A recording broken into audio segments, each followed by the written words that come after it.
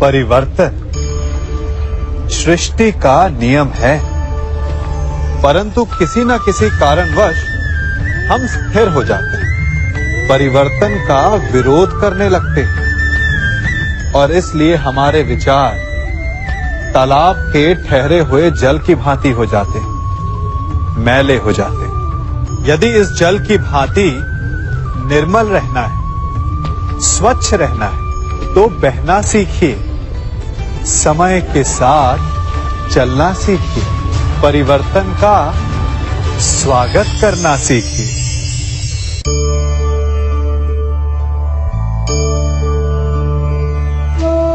पता है इस हरी मेहंदी में लाल रंग कैसे आ जाता है? कष्ट सहकर। लाल चटकता रंग चाहिए तो इन मेहंदी के पत्तों को पीसना पड़ता है, बार बार प्रहार करने होते हैं, उसके पश्चात इसे पानी में मिश्रित करना होता है, तब जाकर ये ललनाओं का श्रृंगार बनती है। स्वर्ण के साथ भी यही है, जितना तपता है उतना शुद्ध होता है। और नग तो आप सभी को भाते हैं ना। हीरा भी पहले कोयला होता है, धरा के भीतर का ताप सहकर, उसका दबाव सहकर इसके भीतर ये चमक आती है। आप समझ रहे हैं ना मैं क्या कह रहा हूं? जितना आप कठिनाइयों से जूझेंगे, आपका व्यक्तित्व उतना ही निखरेगा। कठिनाइयों की भट्टी में जितना तपेंगे, आपका चरित्र उतना ही निखरेगा। तो अगली बार जब आपके समक्ष कोई समस्या आए तो घबराइए मत, उससे लड़ जाइए, क्योंकि हर समस्या हमें कुछ नया सिखा कर जाती है।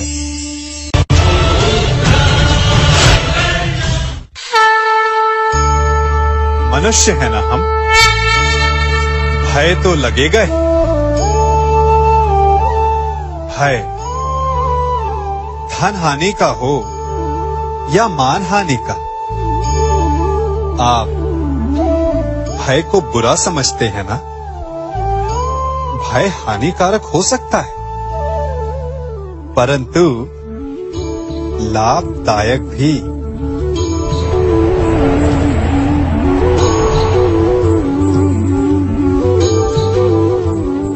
सोचिए, किसी अनुचित कार्य के परिणाम का भय क्या आपको वो कार्य करने से रोक नहीं लेता?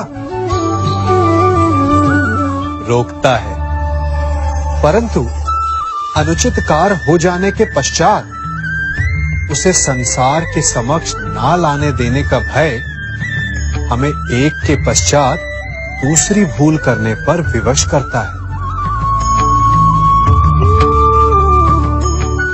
प्रयास करके हम अपना सम्मान बचा अवश्य लेते हैं, परंतु भविष्य में इसके परिणाम भयंकर सिद्ध हो सकते हैं। इसीलिए कोई भी कार्य करने से पूर्व उसके परिणाम को जानना जितना आवश्यक होता है, उतना ही आवश्यक होता है कोई भूल हो जाने के पश्चात उसे तुरंत स्वीकार कर लेना।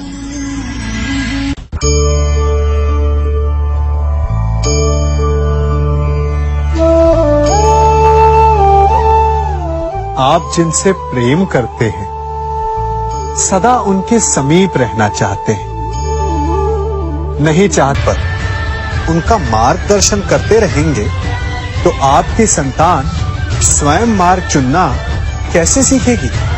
मार्ग के कांटों से स्वयं को बचाना कैसे सीखेगी? इसीलिए एक समय के पश्चात अपनों से बनाई गई दूरी सदा लाभदायक रहती है।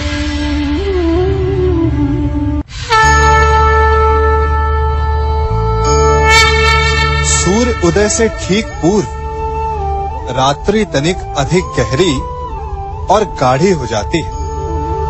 इसी प्रकार एक नए प्रारंभ से पूर्व मन पर, सोच पर, विचारों पर अंधकार छा जाता है। मानव मन जो ठहरा, दुविधा आ ही जाती है। क्या आगे जो होगा वो शुभ होगा?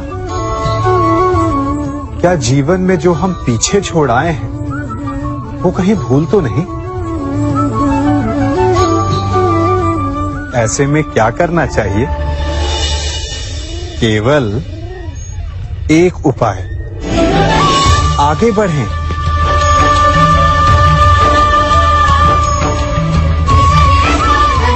क्योंकि आगे बढ़ने के लिए हमें अपने पांव से उस धरा को ढकेलना पड़ता है जिस पर हम खड़े हैं।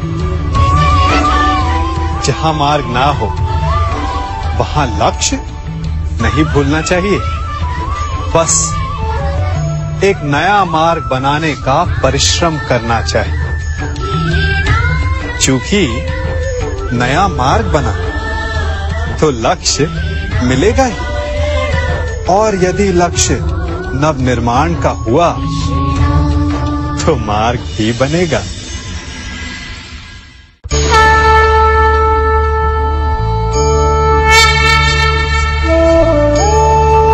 शांति किसे नहीं चाहिए?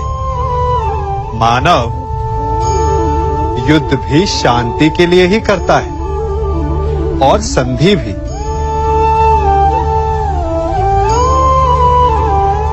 आप में से कुछ कहेंगे कि आगे बढ़ने के लिए सदा संघर्ष ठीक नहीं होता, संधि का मार्ग ठीक है। क्योंकि शक्तिशाली को परास्त करने के लिए हमारी भी शक्ति का क्षय होता है।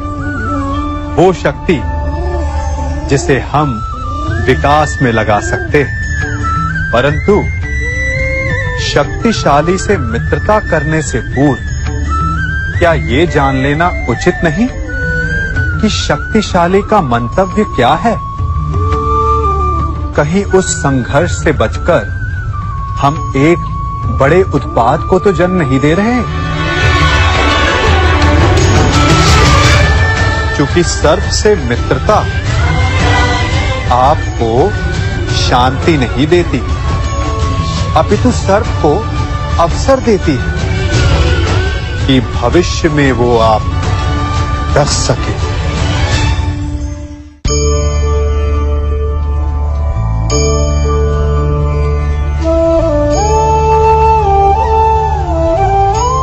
गणित भी कैसा महान विषय है ना। ऋण और ऋण मिल जाए तो धन बन जाते हैं, परंतु अंक गणित और जीवन के गणित में बड़ा अंतर है। बुरे से बुरा मिल जाए तो कभी अच्छा सिद्ध नहीं हो सकता। यदि दो बुरे संधि करें तो वो अधिक भयंकर सिद्ध होते हैं। ऐसे में उनकी मित्रता का, उनकी संधि का विच्छेद आवश्यक है, चाहे वो किसी भी भांति हो।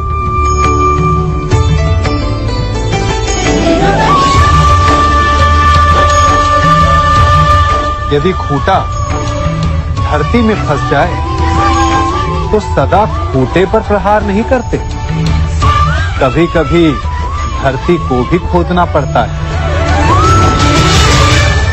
इसीलिए श्रेष्ठ यही है कि संधि करने से पूर्व विचार कर लिया जाए। यदि परिणाम भयंकर दिखे तो उससे उसका विच्छेद कर दिया जाए।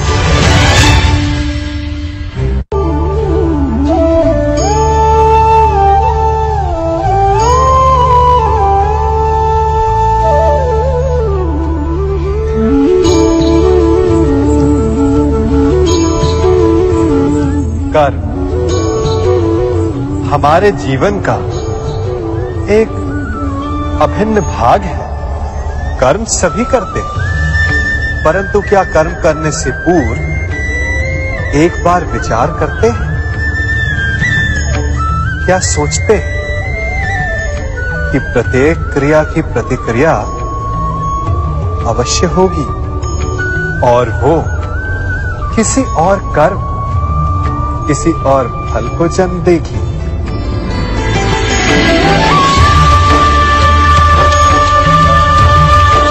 ये झूला एक बार झुलाओ तो लौटकर अवश्य आएगा। उसी प्रकार हमारे कर्म और उसके फल लौट कर आते हैं।